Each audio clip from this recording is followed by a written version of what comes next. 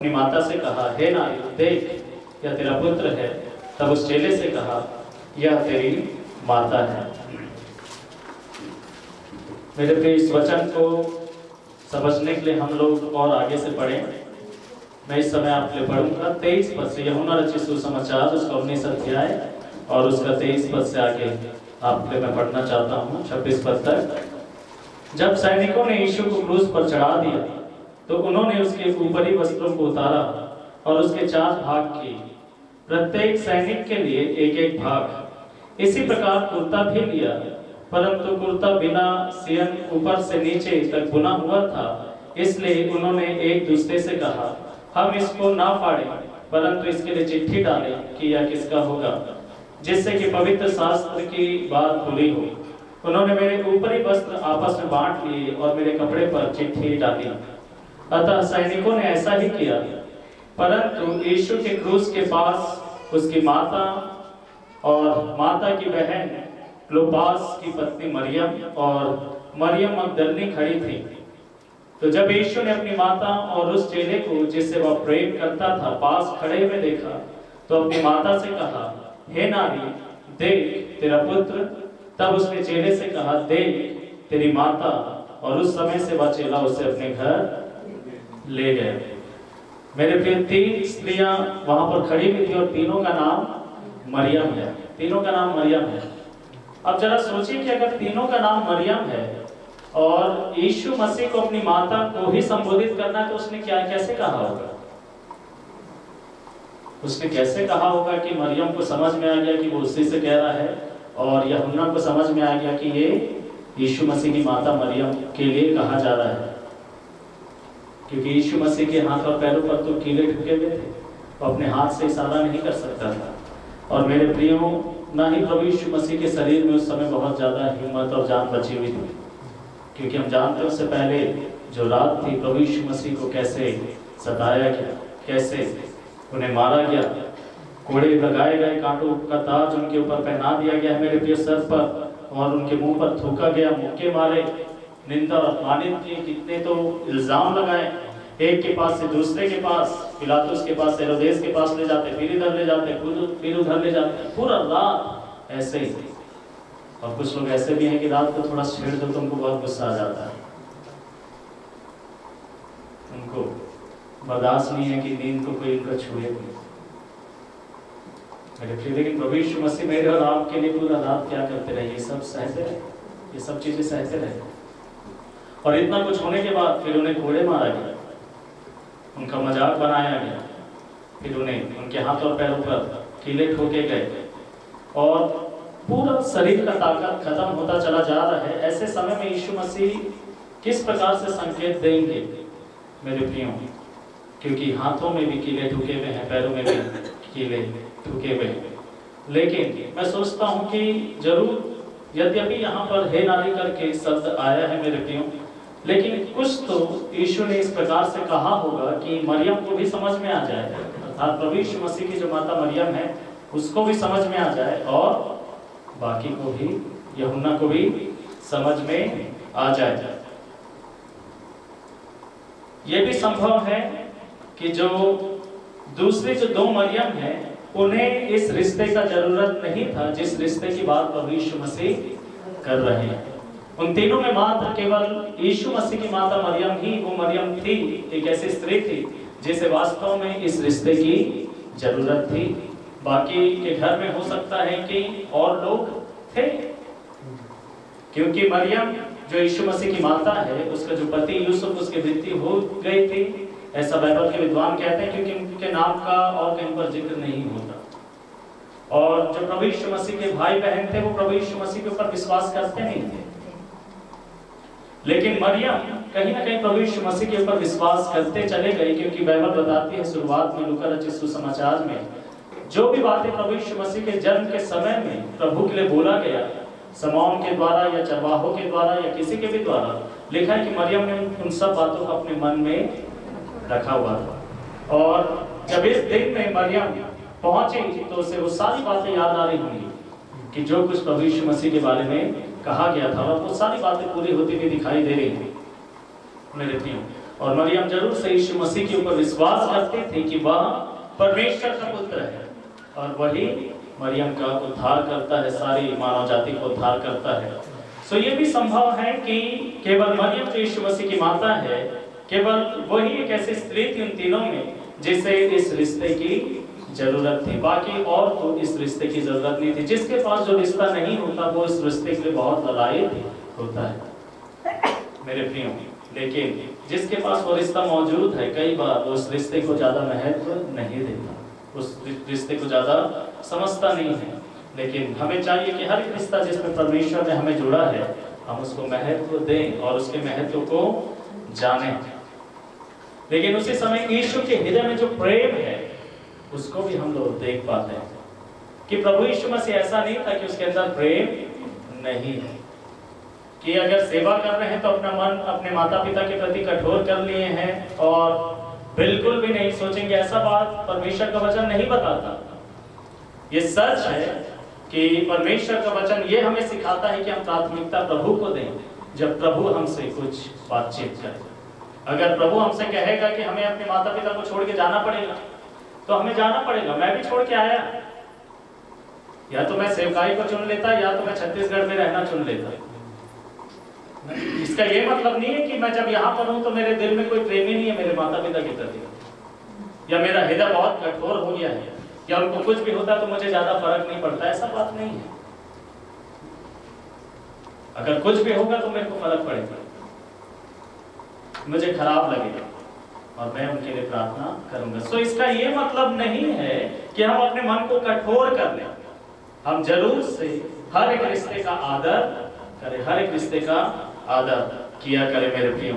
सो प्रभु यीशु मसीह के हृदय में अपनी माता के लिए प्रेम है। यद्यपि उससे पहले प्रभु यीशु मसीह ने कहा, जब उसकी माता मरियम और भाई मिलने के लिए आए तो प्रभु ने कहा कि हर एक जो व्यक्ति मेरे वचन को सुनता है और उसका पालन करता है वह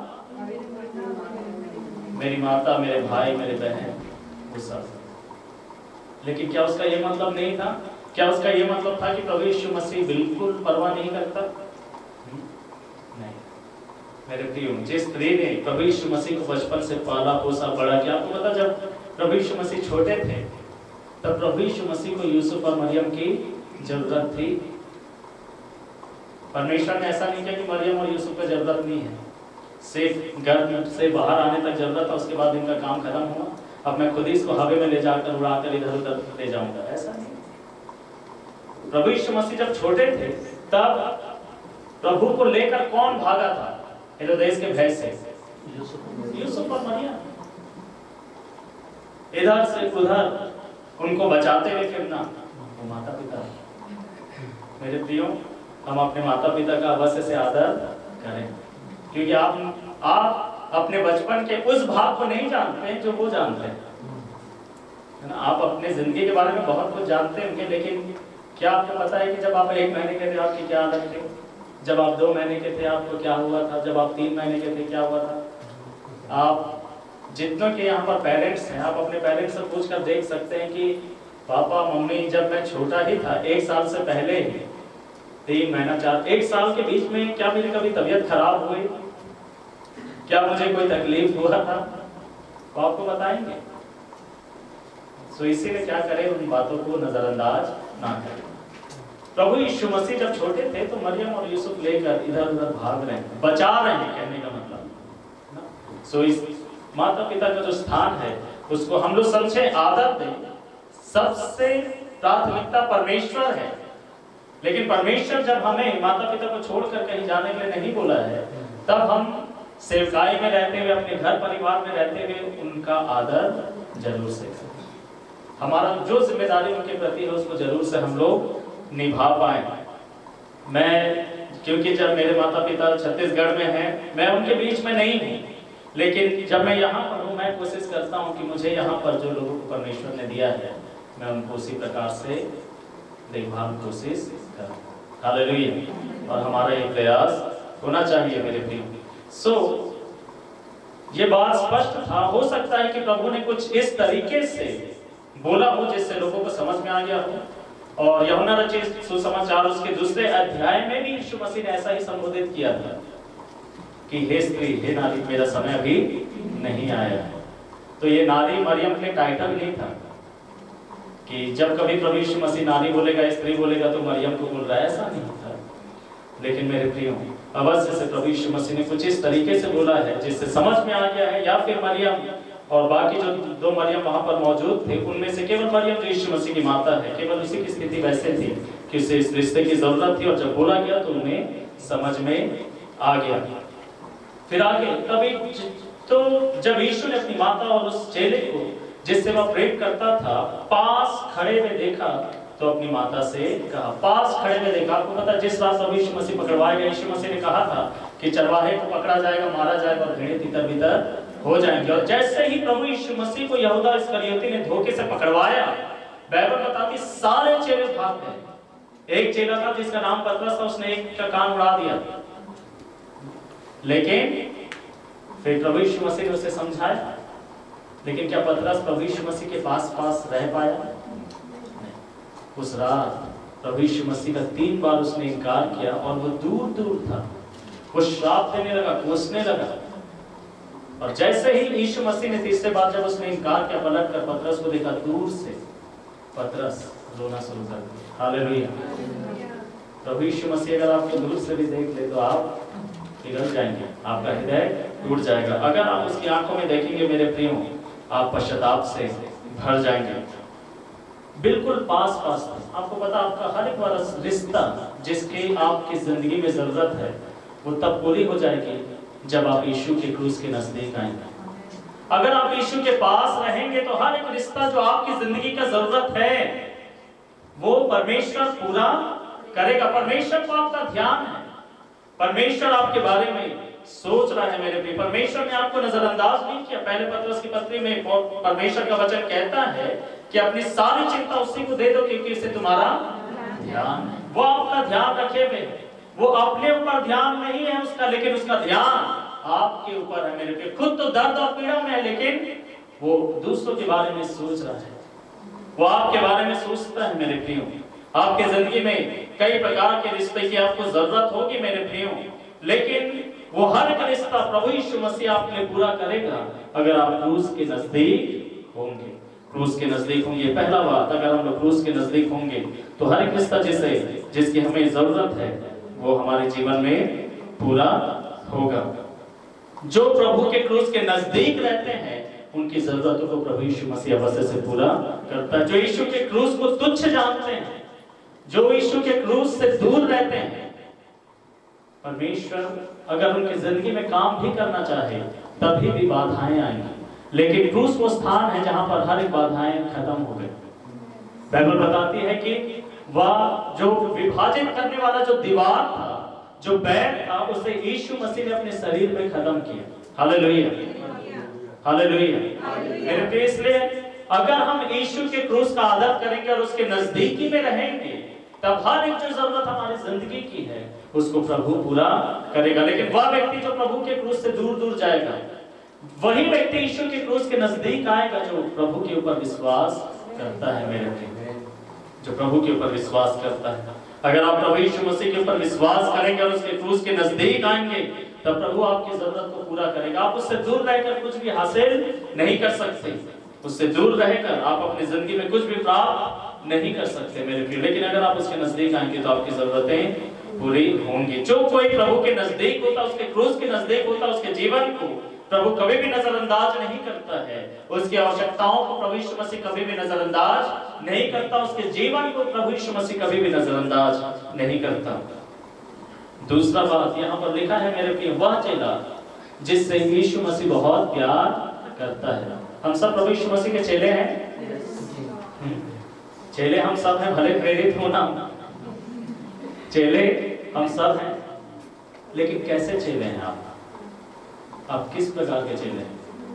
लिखा है वह चेला जिससे यीशु मसीह बहुत प्यार करता है। ऐसा क्या बात था यूहन्ना के अंदर में जिसके वजह से यीशु मसीह उससे बहुत प्यार करता? आपको पता है ये घटना केवल यूहन्ना रचित सुसमाचार में, ये घटना, और इस सुसमाचार को लिखने वाला कौन है? कौन सा यूहन्ना? यूहन्ना बपतिस्मा दाता है या प्रभु यीशु मसीह का चेला यूहन्ना? तो तीसरा तो नहीं है कोई, है ना? यीशु मसीह का चेला यूहन्ना, जिसने प्रकाशित वाक्य को भी लिखा, ये वही चेला है जो वहां पर खड़ा हुआ है, जिसके लिए कहा जा रहा है कि वह चेला जिससे यीशु मसीह बहुत प्यार करता था। अगर वो चाहता तो वो अपने नाम को वहां पर लिख देता है ना, क्योंकि अपने आप को दिखाना बहुत पसंद होता है लोगों को, है ना? अपना मैं दिखाई दूं और कोई दिखाई दे या ना दे। आपको पता है जब कोई फोटोग्राफी होता है या कोई नेता आ जाए, कोई बड़ा व्यक्ति आ जाए, तो सब उसके सामने दिखाई देना चाहते हैं। ऐसा ना हो जाए कि नेता ही छिप जाए, हमारे फोटो आ जाए।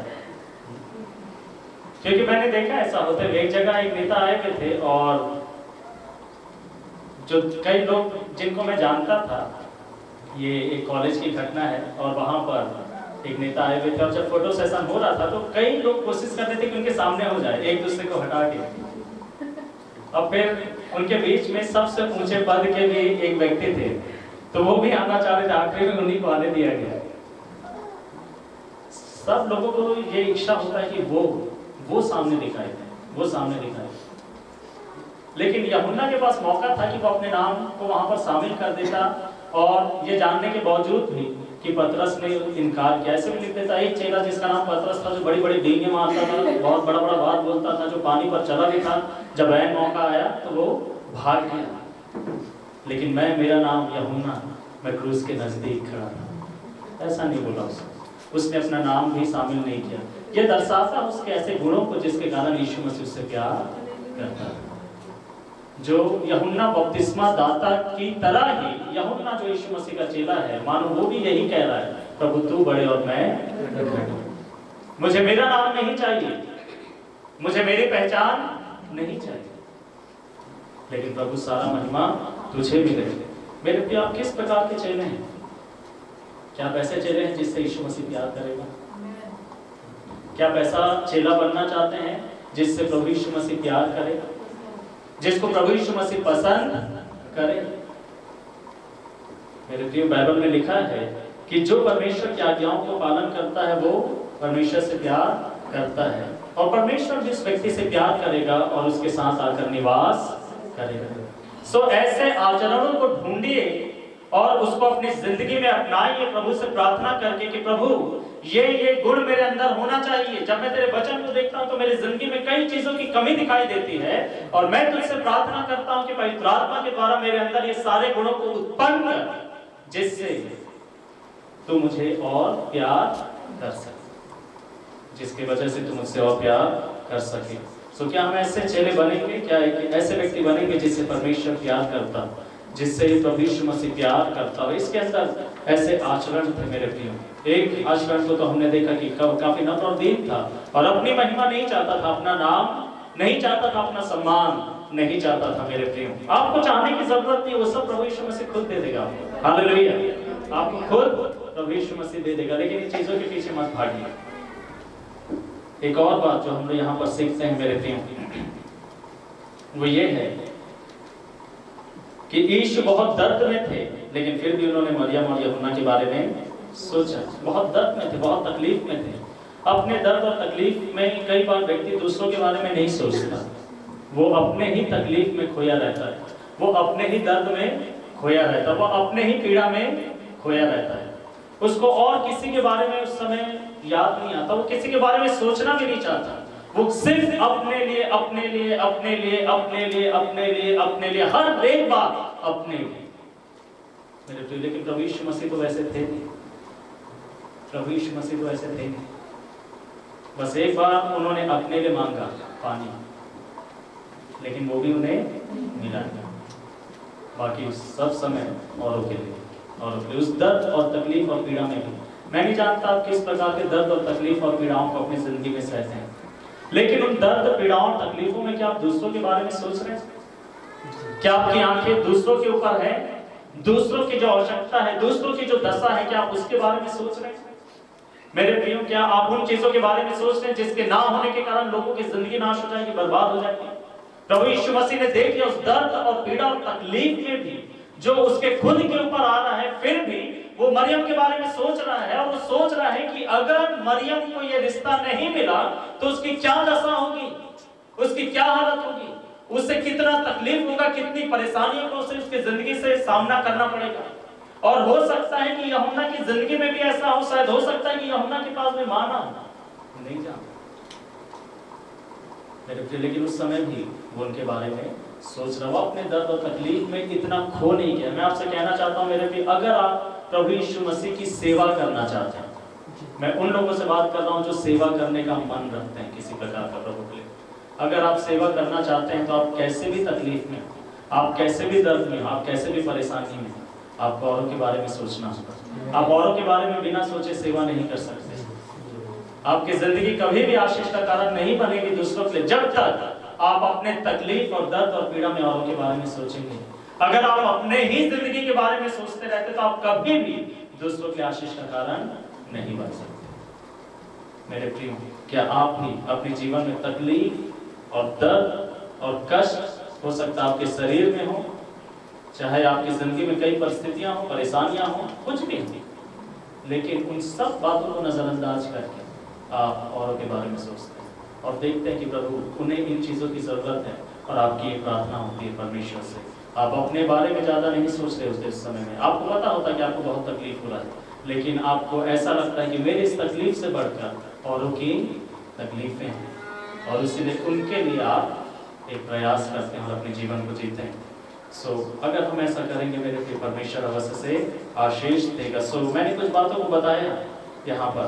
पहला बात मैंने बोला मेरे प्रियो, जब हम क्रूस के नजदीक होते हैं तो हर एक वारिस्ता जिसकी जरूरत हमें हमारे जीवन में है उसे प्रभु पूरा करता है। फिर दूसरा बात मैंने बोला मेरे प्रियो कि यीशु मसीह कभी भी किसी को नजरअंदाज नहीं करता, अनदेखा नहीं करता। परमेश्वर ध्यान देता है और परमेश्वर आवश्यकताओं को पूरा करता है। फिर मैंने बोला हम क्या ऐसे चेले बनेंगे जिससे प्रभु यीशु मसीह प्यार करेगा। और आखिर में मैंने बोला यद्यपि आप अपने दर्द और पीड़ा में हो, कष्ट और तकलीफ में हो, हम यीशु मसीह से सीखें कि हमें औरों के बारे में सोचना है। हम ना भूलें कि और भी लोग हैं जिन्हें हमारी जरूरत है। परमेश्वर इस वचन के द्वारा आपको आशीष दे।